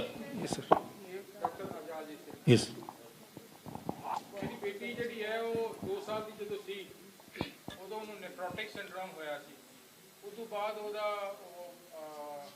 ਮੈਡੀਸਨ ਚੱਲਦੀ ਰਹੀ ਕਾਫੀ ਚਿਰ ਤੱਕ, 20 ਸਾਲ ਤੱਕ ਮੈਡੀਸਨ ਚੱਲਦੀ ਰਹੀ, ਐਲੋਪੈਥ ਵੀ, ਹੋਮਿਓਪੈਥਿਕ ਵੀ, ਆਯੁਰਵੈਦਿਕ ਵੀ, ਸਭ ਮਤਲਬ ਚੀਜ਼ਾਂ ਕਰਕੇ ਅਸੀਂ ਦੇਖੀਆਂ ਸੀਗੀਆਂ। ਲਾਸਟ ਮੈਂ ਪੰਜਾਬ ਤੋਂ ਪੋਸਟਿੰਗ ਹੋ ਕੇ ਇੱਥੇ ਦਿੱਲੀ ਆ ਗਿਆ ਸੀਗਾ ਇਸੇ ਚੱਕਰ ਦੇ ਵਿੱਚ, ਤੇ ਉਹਦਾ 2006 ਤੋਂ ਡਾਇਲਿਸਿਸ ਸਟਾਰਟ ਹੋਇਆ ਸੀ ਔਰ 2008 ਚ ਉਹਦੀ ਕਿਡਨੀ ਫੇਲ ਹੋ ਗਈਆਂ ਸੀਗੀਆਂ ਹਾਈ ਐਂਟੀਬਾਇਓਟਿਕ ਦੇਣ ਦੇ ਨਾਲ। ਫਿਰ ਉਹ ਉਸ ਤੋਂ ਬਾਅਦ ਫਿਰ ਉਹਦਾ ਟ੍ਰਾਂਸਪਲਾਂਟ ਹੋ ਗਿਆ। ਮੈਂ ਇਹ ਜਾਣਨਾ ਚਾਹੁੰਦਾ, ਮੇਰਾ ਪ੍ਰਸ਼ਨ ਇਹ ਹੈ ਕਿ ਹੁਣ ਉਹਦੀ ਮੈਡੀਸਨ ਜਿਹੜੀ ਹੈ ਸੈਲਸੈਪ ਚੱਲ ਰਹੀ ਹੈ, ਪੈਨਗ੍ਰਾਫ ਚੱਲ ਰਹੀ ਹੈ, ਤੇ ਨਾਲ ਵਾਈਸੁਲਨ ਚੱਲ ਰਹੀ ਹੈ, ਤੇ ਮੈਂ ਇਹ ਜਾਣਨਾ ਚਾਹੁੰਦਾ ਕਿ ਕੀ ਉਹ ਦਵਾਈ ਤੋਂ ਛੁਟਕਾਰਾ ਉਹਦਾ ਹੋ ਸਕਦਾ ਜਾਂ ਨਹੀਂ ਹੋ ਸਕਦਾ ਮਿਲਟਸ ਦੇ ਦੁਆਰਾ ਜਾਂ ਕਿਸੇ ਹੋਰ ਦੇ ਦੁਆਰਾ। ਕਿਉਂਕਿ ਇੱਕ ਚੀਜ਼ ਹੋਰ ਮੈਂ ਕਰ ਲਵਾਂ ਕਿ ਉਹਦਾ ਵਿੱਚ ਤੁਹਾਨੂੰ ਪਤਾ ਹੀ ਹੈ ਕਿ ਜਿੰਨੀ ਮੈਡੀਸਨ ਉਹ ਲੈ ਰਹੀ ਹੈ ਤੇ ਉਹ ਪ੍ਰੋਬਲਮ ਤਾਂ ਖੜੀ ਕਰੇਗੀ, ਉਹਦੇ ਵਾਸਤੇ ਕੋਈ ਹੋਰ ਕੋਈ ਉਹਦੇ ਕੋਲ ਹੈ ਨਹੀਂ ਸੋਰਸ। ਤੇ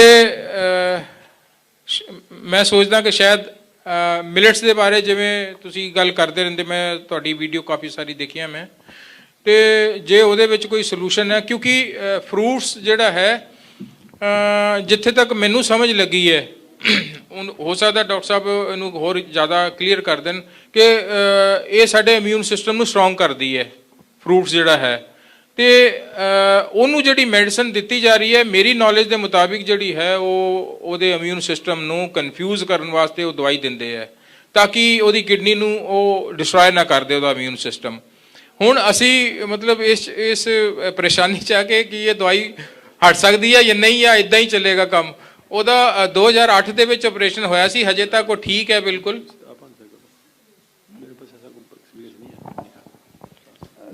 इसमें एग्जाम्पल आपने इसमें ये है कि बॉडी एक्सेप्ट करती है या नहीं एक्सेप्ट करती, that is decided with in the first few months. उसके बाद अगर एक्सेप्टेबल हो गया तो फिर ब्लड वेसल्स बन जाते हैं। एक बार ब्लड वेसल बन गया तो that becomes the part of the body, वो बॉडी का ही हिस्सा बन गया, दैट इज़ वन थिंग।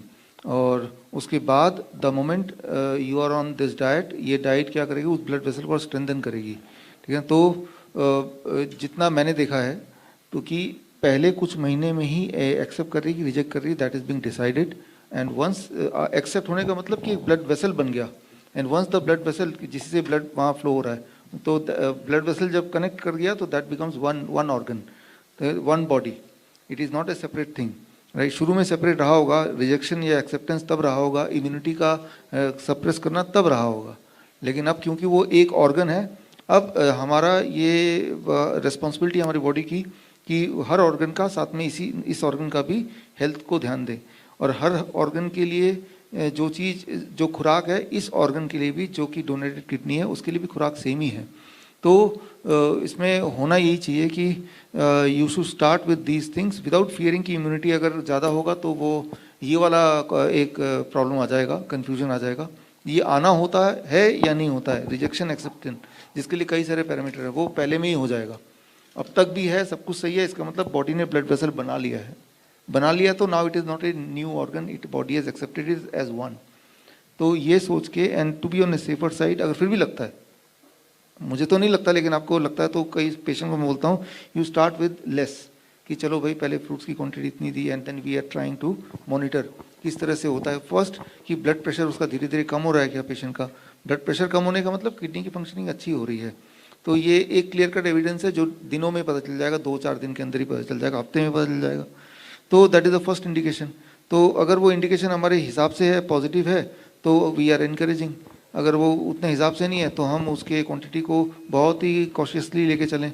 इस तरह से आपको करके देखना पड़ेगा। जिस तरह से हमने अभी देखा कि हर बीमारी में, चाहे वो सिंपल से सिंपल डायबिटीज़ में भी हमने देखा कि फ्रूट्स एंड वेजिटेबल क्या असर करते हैं, उसके बारे में जो अंडरस्टैंडिंग थी डॉक्टरों की या है, वो बिल्कुल कॉन्ट्रडिक्टरी तो है, राइट। जिस तरह से डायबिटीज़ में कॉन्ट्रडिक्टरी अंडरस्टैंडिंग है मेन स्ट्रीम के डॉक्टरों को, जिस तरह से किडनी में कॉन्ट्रडिक्टरी अंडरस्टैंडिंग है, ठीक उसी तरह से इसमें भी। लेकिन इसमें क्या है कि we have very few patient to see and report, क्योंकि किडनी ट्रांसप्लांट के बहुत ही थोड़े लोग, राइट। तो हमने जिनको डाइट दिया है जो ऑलरेडी इस तरह के है, उनको मैं एक बार और क्रॉस चेक करके, क्योंकि उनको हम फॉलोअप करते हैं 1 साल बाद अचानक, जिस फॉलोअप करके मैं बुक में डाला है, लेकिन ये वाला पेशेंट उन्होंने डाला नहीं है। तो हमारे पास जो हिस्ट्री में ऐसे पेशेंट हैं, those who are already following DIP diet, 1 साल हो गया, 2 साल हो गया, अब क्या हुआ, एक बार मुझे बैक जाके उनसे पूछना पड़ेगा, तो वो और कंफर्मेटरी हो जाएगा।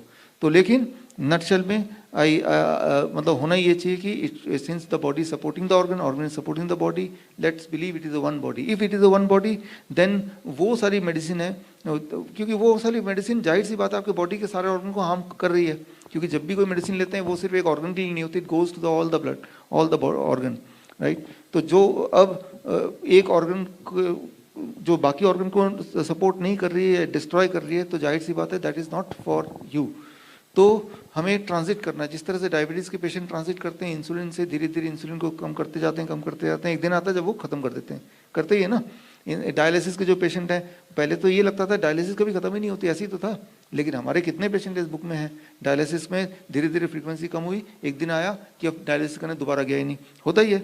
ठीक उसी तरह से this can be with monitoring be reduce, taper down to 0 and the body can function on its own. ये जरूर हो सकता है, लेकिन इसमें पास्ट के जो रिजल्ट हैं उससे ये पता चल जाएगा कि कितना टाइम लगेगा, क्या क्या कॉम्प्लिकेशन आ सकती हैं, किन बातों का प्रिकॉशन रखना है, वो सारी बातें हैं जो अभी हमें एक्सप्लोर करने की जरूरत है। मैं इसमें एक बात ऐड करना चाहूंगा आपको। देखिए, almost in every possible disease it is possible to be free of medicine, all kinds of medicine. This includes allopathic medicine. इसके अंदर होम्योपैथिक भी आती है, आयुर्वेदिक भी आती है। लेकिन जो मैं आपको अपने अनुभव से बता रहा हूँ, ये बड़ी ध्यान से बात बता रहा हूँ मैं आपको, कि जैसे आपकी बिटिया की किडनी गई, वो किडनी आइसोलेशन में नहीं चली जा सकती कभी भी, उसमें कोई जेनेटिक कोई प्री डिस्पोजिशन है, प्री डिस्पोजिशन में एक टेंडेंसी है डिजीज की जो सारे शरीर में फैली हुई है, किडनी में एक्सप्रेस हुई। वो अभी भी आपने किडनी ट्रांसप्लांट करके उस डैमेज के एरिया को कंट्रोल करके उसको कुछ और लाइफ दे दी, लेकिन वो जेनेटिक रिवर्सल नहीं हुई है अभी। जेनेटिक रिवर्सल एक रेगुलरिटी और एक डायनेमिक फैक्टर है जो जीन्स को हर समय इन्फ्लुएंस करता है। जीन्स एक लगातार काम करते हैं, उसमें कॉम्प्लीमेंट्री मेडिसिन का बहुत भारी योगदान हो सकता है यदि वो राइट हो। आपने कहा होम्योपैथिक आयुर्वेदिक आपने ट्राई की, वो नहीं काम किया। यदि होम्योपैथिक आयुर्वेदिक राइट नहीं होगी तो काम नहीं करेगी, नुकसान करेगी बल्कि। तो आप कृपा करके ये बात स्पष्ट रूप से समझ लें कि शरीर के लिए ये हमेशा संभव है कि वो कंप्लीटली फ्री हो जाए मेडिसिन से। जो राइट होम्योपैथिक भी डॉक्टर है, जो आयुर्वेदिक डॉक्टर है, वो मिनिमम प्रेस्क्राइबर है। हमारे होम्योपैथिक में जो सही डॉक्टर हैं, जो दुनिया के बेस्ट डॉक्टर्स हैं, जो ब्रेन एट्रोफी को भी ठीक कर दिया, इन्फेंटाइल ब्रेन एट्रोफी को भी जिसने ठीक कर दिया, ऐसे ऐसे डॉक्टर्स क्लासिक जो वर्ल्ड रिकॉग्नाइज्ड डॉक्टर्स हैं, जॉर्ज वितुलकस जैसे, उन लोगों ने भी सिंगल मेडिसिन का एक टाइम प्रयोग किया, मतलब मिनिमम मेडिसिन का प्रयोग किया। तो मैं ये जानना चाहना कि हुण दवाई दी बंद कर दी है, सीधी जी गल ना करिए ना जी ना, सीधी ना सीधी गल नहीं होंदी कदे भी। हाँ, गल सीधी नहीं होंदी। मेरी गल सुनो ना तुसी। हाँ जी, हाँ जी। गल एक कॉम्प्लिकेटेड है, तदे ते गल करने की जरूरत है। सीधी होए ते फिर की है? नहीं, इन्होंने बिल्कुल ठीक आंसर दिया। प्लीज एक मिनट मेरी बात सुनो। आप, yes, it has to be gradual, you have to use your intelligence. जैसे आप गाड़ी चलाते हैं तो आप 1 मिनट में तो नहीं बटाला पहुंच जाएंगे ना, कि मैं तो यार गड्डी सीधी चली तो मैं बटाला पहुंच गया। तो कदे रस्ते च टांगा आएगा, कदे गधा आएगा, कदे ट्रक आएगा दूजा, तो तुहानू गड्डी एडजस्ट करनी पड़ेगी ना। इसी तरह से आपको, जैसे ये इन्होंने 5 तरीके बताए, मिलेट्स बताए, इन्होंने एक आपको ये बताया, मैं आपको एक कॉम्प्लीमेंट्री मेडिसिन बता रहा हूँ। मैं कह रहा हूँ कि होम्योपैथिक में पॉसिबल है कि आपकी जो जैसे डॉक्टर साहब ने बताया कि वो ऑलरेडी एडजस्ट कर सकी है, लेकिन मैं एक आपको नेक्स्ट लेवल का आंसर दे रहा हूँ कि यदि आप जेनेटिक लेवल पर उसको सही मेडिसिन होम्योपैथिक की या आयुर्वेदिक की देंगे तो वो फ्री हो सकती है कंप्लीटली। डॉक्टर साहब माफ करना यस ਕਿ ਹੋਮਿਓਪੈਥਿਕ ਦੀ ਮੈਡੀਸਿਨਸ ਤਾਂ ਉਹਨੂੰ ਆਲਰੇਡੀ ਪਹਿਲੇ ਤੋਂ ਹੀ ਲੁਧਿਆਣਾ ਦਾ ਜਿਹੜਾ ਹੋਮਿਓਪੈਥਿਕ ਕਾਲਜ ਹੈ प्रोफेसर तो ਅਸੀਂ करवाते रहे। मेरे को 40 साल हो गए होम्योपैथी। एक मिनट होम्योपैथी के बारे में प्लीज, बुरा नहीं मानना। सॉरी नहीं बुरा नहीं, please try to understand homeopathy का इतना बड़ा फेलियर का कारण क्या है। क्योंकि होम्योपैथी इतनी कठिन है कि 95% including me 95% of the doctors, more than 90 बल्कि 8% of the doctors do not do right homeopathy. It needs, Israel में यदि आप एमडी एलोपैथिक में नहीं हो तो आप होम्योपैथिक प्रैक्टिस नहीं कर सकते। हिंदुस्तान जैसे देश में जहां 118 कॉलेजेस हैं, जितने निकम्मे हैं, जितने 50% से 60% वाले हैं, सारे होम्योपैथिक में जाते हैं जी। पहले ही कैलिबर लो होता है, ऊपर से आप मेरे please try to understand, please try to understand the complexity of the issue. लेकिन यदि राइट होम्योपैथिक हो तो इट कैन क्रिएट मिरेकल्स। ठीक है।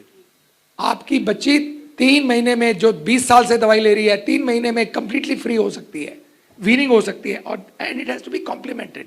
एक तरफ तो आप बच्ची को दवाई होम्योपैथिक देने लग जाओ, दूसरी तरफ से उसको आपके लिए स्ट्रेसफुल सिचुएशन क्रिएट करने लग जाओ, घर में झगड़ा करने लग जाओ उससे, या उसकी फ्रीडम के ऊपर गलत तरह से अंकुश लगाने लग जाओ, वो सप्रेस्ड महसूस करे, तो आपकी दवाई काम ही नहीं करेगी।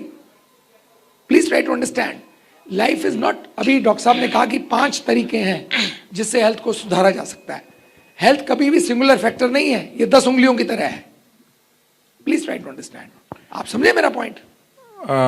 डॉक्टर विश्वरूप की जो डाइट है वो तो हमारे घर के अंदर अच्छी तरह से ग्राउट हो चुकी है, उसमें कोई शक नहीं है।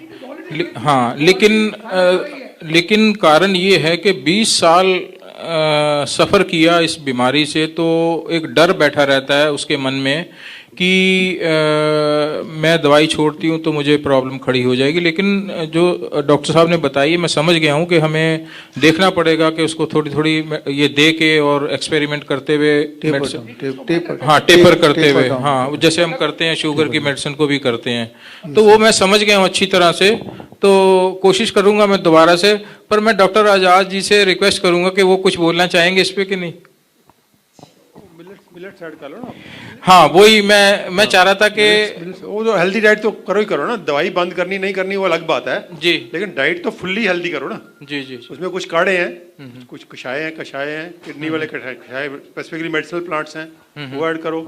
नंबर 2 पे मिलेट्स ऐड करो। नंबर 3 पे योगा करवाओ। ठीक है। प्राणायाम पर्टिकुलरली प्राणायाम वंडरफुल है। प्राणायाम और मेडिटेशन। सर एक क्वेश्चन आपसे ये था कि जो मिलेट्स हैं ये क्या पर्टिकुलर किसी डिजीज के लिए अलग अलग हैं कैसे, कि अगर शुगर है तो ये और हार्ट डिजीज है तो ये मिलेट्स, कुछ ऐसा है क्या? नहीं, वो जो जैसे डॉक्टर खादर वली ने बहुत कॉम्प्रिहेंसिव सारी दी अंडरस्टैंडिंग हमको कि ये 5 मिलेट कॉम्प्लीमेंट्री एक दूसरे को, 5 ही खाने हैं और 5 के गुण अलग अलग हैं। कोई ब्लड के लिए है, कोडो मान लीजिए ब्लड के लिए है, कुटकी रिप्रोडक्टिव हेल्थ के लिए है, स्वांग पेट और लिवर के लिए है, ये जो ब्राउन टॉप है एंटी कैंसर है, जो फॉक्सटेल और ब्राउन टॉप दोनों एक दूसरे से मिलते जुलते हैं। तो कुछ ये मेडिसिनल जो ये फूड भी है, बैलेंस फूड भी है और मेडिसिन भी हैं। इनकी मेडिसिनल क्वालिटी जो थोड़ी थोड़ी अलग अलग है, इसलिए इनको 5 को खाना है। हेल्दी व्यक्ति के लिए वो 2-2 दिन कहते हैं बैलेंस करके, और डिजीज वाइज फिर थोड़ा उसको अप डाउन है, पर्टिकुलर ज़्यादा है जब थोड़ा कम है, तो ये वो ऐसे कुछ कॉम्बिनेशन। डॉक्टर आजाद जी एक छोटा सा एक क्वेश्चन है मेरा कि ये मिलेट्स जो है, जब से मैंने आपकी वीडियोस देखी हैं, खादर वली की भी वीडियो देखी है, डॉक्टर साहब की डाइट तो मैं ले ही रहा हूँ रेगुलर काफ़ी साल से, तो क्या ये मिलेट्स जो हैं क्या ये स्किन डिजीज भी कुछ ऐसा कर देते हैं, खारिश वगैरह? मुझे DIP प्लस, मेरा जो भी एक्सपीरियंस है वो DIP प्लस मिलेट्स का है। अच्छा, मैंने किसी को मिलेट्स के लिए नहीं दिए। ठीक है। DIP एक बेसलाइन है ही है वो, क्योंकि मुझे ऐसा लगा कभी कभी कि मुझे स्किन में खारिश वगैरह कभी कभी होती है। सारी की सारी बीमारियां ठीक हो जाती हैं। Thank you very much. 3 महीने में सोरियासिस ठीक करके आ गया मेरे पास बंदा, 3 महीने में। सर लास्ट सोरियासिस इतना खतरनाक बीमारी है को खत्म ही नहीं होती। वो आदमी 3 महीने के बाद आके खड़ा हो गया, डॉक्टर साहब गई ये तो। मैंने उसको कहा था कि साल लगेगा, वो कहता ये तो 3 महीने में गई। सर एक लास्ट सर एक कुछ ऐड करना चाह रहा था मैं कुछ क्वेश्चन नहीं है, just want to share my experience with you. Sir 2014 में when I was diagnosed with gall bladder stones and kidney stones, तो मैं क्रिकेटर ही था, तो मेरा पूरा करियर चौपट हो गया था। मेरे फादर के 20-25 लाख रुपीस खर्च हो गए थे, ये हॉस्पिटल। उस वक्त इंश्योरेंस का नहीं पता था, मेरे पास इंश्योरेंस नहीं था, हेल्थ इंश्योरेंस। सो व्हेन जब फाइनली मेरे को बोला गया कि आपको अपना गॉल ब्लैडर निकालना है, I could not urinate for 2 days। मेरे रणजी ट्रॉफी सिलेक्शन मैचेस थे, मैं नहीं खेल पाया। तो इवेंचुअली घर में आ गया हूँ मैं चंडीगढ़ से वापस कि मेरा गॉल ब्लैडर रिमूव होना है, सब कुछ होना है, सब कुछ सिलेक्ट था। तो डॉक्टर रॉय की मैंने वीडियोस देखी एंड स्टार्टिंग में आई लाफ्ड कि this gentleman is asking for दूध छोड़ दो, और हम लोग तो वहाँ चंडीगढ़ में वेरका का बस कट पी जाते हैं। जब मेरे पास कोई ऑप्शन नहीं बचा था, जब मेरे को उन्हें, और मैं यूरिन नहीं कर पा रहा था, कह रहा आपका कैथराइजेशन होगा, मीन्स आपके जेनिटल्स में पूरा पाइप डालेंगे। मेरे को सोच के चक्कर आ रहे थे कि भाई ये हो क्या रहा है। मैंने कहा चलो लास्ट है, डॉक्टर रॉय नाम बड़ा सुना है, चलो फॉलो करते हैं। In 15 days my pain was gone. 5 साल में फर्स्ट टाइम मैंने देखा कि सीधा यूरिन कैसे निकलता है, अदरवाइज वो तो ऐसा जा रहा था एकदम। मेरा पेन चले गया था, सब कुछ चला गया था। और 2014 में आई स्टार्टेड माई क्लिनिक इसी के उस पर, क्योंकि मेरा क्रिकेट तो अब जा चुका था, एज भी हो रही थी। आज मेरे पास ऑलमोस्ट 600 ऑनलाइन पेशेंट्स हैं और 7000 ऑफलाइन है। सबसे पहले मैं ये बताता हूँ कि पहले डॉक्टर रॉय की ये बुक पढ़ के आपको आना है, उसके बाद ही मैं आपको आगे बताऊंगा क्या करना है। दूसरी सर, आप दिस जेंटलमैन आस्क कि वो वीकनेस वाला एक पॉइंट बताया था कि मेरे कुछ पेशेंट्स बोलते हैं वीकनेस। सर मैं एक्सक्यूज मी, आपने वो वीकनेस वाला बोला था ना, तो मैं उसमें ऐड करना चाहूंगा कि ये same question is asked by all my patients कि सर ये ना डाइट तो अच्छी है बट वीकनेस आती है। द पॉइंट इज कि लोगों को पता ही नहीं है कि परफेक्ट हेल्थ होती क्या है। व्हाट आई डिड, मैंने बोला आप डाइट पे आने से पहले सीढ़ियां चढ़ो। आप यकीन नहीं मानेंगे, one of my student he was 52 years of age, उसने 150 स्टेयर्स ऊपर नीचे किया, और आफ्टर 7 weeks 49 days के बाद it was 2790 stairs simply on CTS, right? So why I'm saying all this, because a lot of people are watching online, even my 600 community वो भी आज online ही थी। So if you're a health coach and you're following Dr. Biswarup Roy, क्योंकि मैं सच बताऊं 2014 में I stopped believing in gods। जब मेरे फादर के 20-25 लाख खर्च हो गए, अगर मैं उन डॉक्टर्स को अब कन्फ्रंट करूं कि पूछो भाई मेरा तो ये फ्री में हो गया, तो how what answers they would have. तो मेरे लिए तो डॉक्टर बिस्वरूप रॉय चौधरी ही भगवान बन के आए, और अभी भी मेरी अलमारी में इन्हीं की फोटो लगी रहती है। ठीक है, तो मैं बस ये कह रहा हूं कि अगर कोई भी ऐसा वीकनेस वाला क्वेश्चन पूछता है ना, आप उसको सबसे पहले पॉइंट बोलो कि आप डाइट पे आ रहे हो, आप पहले दिन स्टेयर्स करो, कंपलसरी है स्टेयर्स करना। मेरी कम्युनिटी में जिसने मेरे को एवरी वीक स्टेयर्स नहीं बताया, मैं उसको ग्रुप से रिमूव कर देता हूं। तो स्टेयर्स के इंप्रूवमेंट ऐसे हैं, 150 फर्स्ट वीक, 220, 350, 1000, 1500, 2700। तो ये भी तो डायग्नोसिस हुआ ना। So we have to, as a health coach, if you are, and somebody is listening us online, they should also consider these things. Number 3, अभी मैं मानस जी से बात कर रहा था, तो उन्होंने बोला कि यूनिटी अगर होगी तो हम लोग बचे रहेंगे। स्टार्टिंग में मैं कहूंगा वी आर ग्रीडी। 4-5 years मैंने हजारों लोगों को ठीक किया, बट आई नेवर टोल्ड कि भाई मेरे मेंटर तो डॉक्टर रॉय हैं। And the moment I started saying to everyone, पता नहीं वो गॉड ग्रेस है क्या है, मेरा काम 10 times ज्यादा हो गया, because people started taking me very authentic. Yeah. So if you're a health coach, trust me, try this. Tell everyone upfront कि who is helped you out, कौन आपके mentor थे, and see the miracle happening. मेरे father मेरे पास नहीं है, मैंने कभी उनको कुछ गिफ्ट नहीं दे पाया, but right now because of Dr. Roy, I have around 40 to 50 lakh rupees in my account. जिसने मैंने 50,000 रुपए एक साथ नहीं देखे थे कभी क्या होते हैं, just by helping people and just by Dr. Roy. तो मेरे लिए तो मैं नास्तिक बन चुका था, बट मेरे लिए एक ही भगवान है, डॉक्टर बिस्वरूप रॉय चौधरी, और मैं मरते दम तक यही नाम लूंगा। The same is here कि 6 महीने पहले 9 महीने पहले जिसको मुझे हार्ट अटैक का डर होता था, और मैंने अपने बेटे को सारा अकाउंट दे दिया था कि बेटा मैं कभी भी जा सकता हूँ, और ये सब I am not telling a lie. और मेरी वाइफ और मेरी बेटी तो रोने लगती थी, लेकिन बेटा प्रैक्टिकल था तो कहता हाँ पिताजी पैसे तो बताइए दो कहाँ पे है। तो वो उन्होंने सब कुछ दिया, और जब मैंने DIP डाइट को फॉलो किया तो ना I am very much all right. और मैंने कितने हार्ट पेशेंट की सर्जरी को अवॉइड कराया कि अब वो हार्ट सर्जरी उन्हें नहीं कराई मुझे देख के, कि चलिए कम से कम इसी के बहाने ये हुआ। तो मैं भी ये कहना चाहूंगा कि अगर आप जिंदगी अच्छी जीना चाहते हैं तो आपको 2 काम करने हैं। बहुत मेहनत कर रही है प्रोफेशनली, अच्छे पैसे कमाने हैं, और ओनली एंड ओनली डॉक्टर विश्वरूप राय चौधरी को आंख बंद करके भगवान मानकर जो कहें वो कर रहे हैं। Thank you so much. मैं कलकत्ता से हूँ, मीना गुप्ता, और मेरी 81 में शादी हुई थी और शादी के बाद बस लगातार बीमार 13 साल की उम्र में ही बीमार हो गए थे और 35 साल मेरा बीमारी का निकला है और बहुत सारी बीमारी थी, urine infection, slip disc, doctor बोलते थे कभी बिस्तर से नहीं उठना, कमर में बेल्ट लगा के चलते थे और हर समय बुखार रहता था मेरे को और भी बहुत सारी तकलीफ थी, टीबी भी था, बहुत कुछ था। और जब से डॉक्टर साहब से मिले हैं तब से सबसे पहले तो हम खुद ही ठीक हुए और बिल्कुल ठीक है, अभी हम दौड़ भी सकते हैं, कुछ भी कर सकते हैं और जबकि चला भी नहीं जाता था, हर समय बेल्ट लगाते थे। और इनका डाइट लोगों को बता बता के आज हजारों पेशेंट हैं और कम से कम 100-150 ऐसे पेशेंट हैं कि जो जब वो आके बोलते हैं कि हम ठीक हो गए तो मेरी आँख खुली की खुली रह जाती है, अच्छा आप ठीक हो गए, तो बहुत ही मिरेकल है। और मेरे लिए भी मेरे भगवान डॉक्टर रॉय हैं, इनके अलावा कोई नहीं है, और क्या बोले। थैंक यू आप सबको।